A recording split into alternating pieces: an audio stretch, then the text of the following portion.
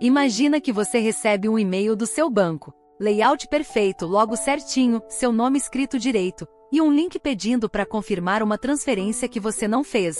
Você desconfia, claro. Mas e se eu te dissesse que esse e-mail não foi escrito por uma pessoa, e sim por um programa que estudou o jeito que o seu banco escreve, montou a armadilha sozinho, mandou para 10.000 pessoas ao mesmo tempo e ainda ajustou o texto para cada uma delas? Pois é, esse tipo de coisa deixou de ser ficção de filme. E essa semana o assunto voltou com força. Saiu uma reportagem no Ars Technica com um título que dá um certo frio na barriga. Modelos de inteligência artificial perigosos estão chegando, não importa o que a gente faça. E a ideia central é simples e meio desconfortável. As inteligências artificiais que sabem hackear, que sabem encontrar falhas em sistemas e explorar essas falhas, vão virar normais. Não daqui a 20 anos. Em breve. Então vamos com calma, sem pânico e sem tecnicismo, entender o que está acontecendo de verdade. Primeiro, o que é uma inteligência artificial que sabe hackear? Esquece a imagem do hacker de filme, de capuz, digitando no escuro. Pensa numa inteligência artificial como aquelas que você já usa para escrever um texto ou resumir um documento. A mesma tecnologia que entende linguagem e resolve problemas pode ser apontada para outra direção. Em vez de me ajuda a escrever um e-mail, você pede e encontra a fraqueza nesse sistema. Para ficar fácil, imagina um chaveiro extremamente habilidoso. Ele consegue olhar para qualquer fechadura e com paciência descobrir como abrir. Esse chaveiro é neutro. Ele pode trabalhar abrindo a porta de quem perdeu a chave, ou pode usar o mesmo talento para arrombar a casa dos outros. A inteligência artificial que hackeia esse chaveiro, só que rápido, incansável, e capaz de testar milhares de fechaduras por minuto sem nunca cansar. Aí você pensa, tá, mas hacker sempre existiu. O que mudou? Mudou a escala e mudou quem consegue fazer. Antigamente, para achar uma falha séria num sistema, você precisava de alguém muito estudado, muito experiente que passava dias, às vezes semanas, vasculhando o código linha por linha. Era trabalho de especialista, gente cara e rara. Agora a parte chata desse trabalho, procurar, testar, repetir, começa a ser feita pela máquina. A reportagem do Ars Technica destaca exatamente isso. Os modelos mais novos estão ficando bons no que chamam de segurança ofensiva, que é um nome bonito para achar e explorar brecha. E o ponto que assusta os pesquisadores não é só que dá para fazer, é que não dá para impedir que isso exista. Por quê? Porque a mesma habilidade que faz uma inteligência artificial ser ótima em defender um sistema é a que faz ela ser ótima em atacar. São o mesmo músculo. Se você treina uma inteligência artificial para encontrar falhas e avisar a empresa para consertar, o que é uma coisa boa e se chama segurança, você inevitavelmente criou uma inteligência artificial que sabe encontrar falhas. O que ela faz com isso depende de quem segura a coleira.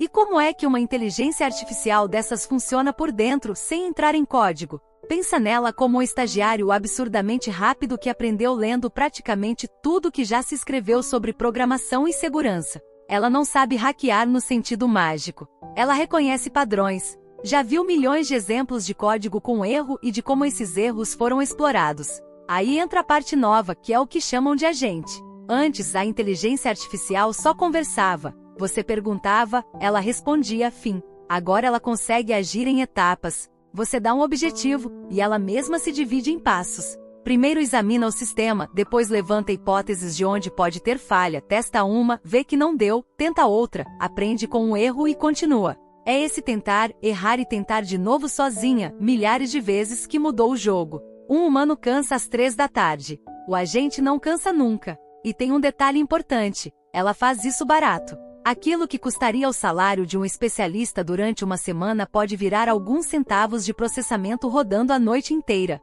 E quando uma coisa cara e rara fica barata e abundante, o mundo todo muda em volta dela. Sempre foi assim com a eletricidade, com a internet e agora com isso. Agora, o que isso muda na sua vida? Vamos pro lado prático, sem alarmismo e sem aquela conversa de que a inteligência artificial vai destruir tudo. Lado ruim, e é melhor saber, golpes vão ficar mais convincentes. Aqueles e-mails e mensagens de phishing cheios de erro de português, que a gente identificava de longe, vão dar lugar a textos perfeitos, personalizados, que sabem seu nome, seu banco, talvez até uma compra recente que você fez. Ataques que antes eram caros e mirados só em grandes empresas ficam baratos e podem mirar qualquer um, inclusive você, sua família, o comércio da esquina.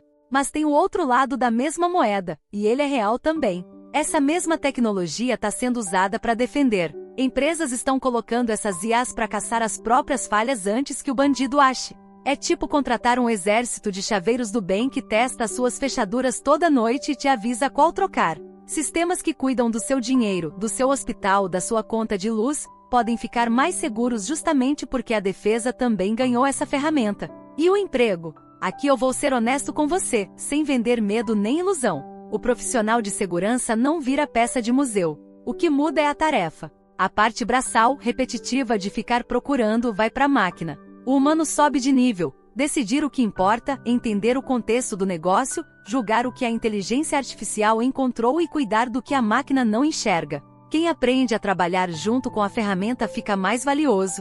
Quem ignora corre o risco de ficar para trás. Não é a inteligência artificial que toma seu lugar. É a pessoa que sabe usar a inteligência artificial. Para aterrissar de vez, alguns exemplos do dia a dia. Uma loja pequena que vende online. Hoje ela já pode usar uma dessas ferramentas para testar o próprio site e descobrir se os dados dos clientes estão expostos. Uma coisa que antes só empresa grande tinha grana para pagar. Isso é a inteligência artificial jogando a seu favor. Do outro lado, o golpe do falso suporte técnico, aquele que liga ou manda mensagem fingindo ser a operadora ou banco. Imagina ele turbinado, com uma voz clonada e um roteiro montado sob medida para te enganar. Por isso aquela regra velha vale mais do que nunca. Desconfie de urgência. Banco não pede senha por link, e ninguém de verdade te apressa para você não ter tempo de pensar. E ative a verificação em 2 etapas em tudo que for importante, e-mail, banco, redes. É o equivalente a botar uma segunda tranca na porta. Contra uma inteligência artificial que fica testando fechaduras a noite toda, essa segunda tranca faz diferença de verdade.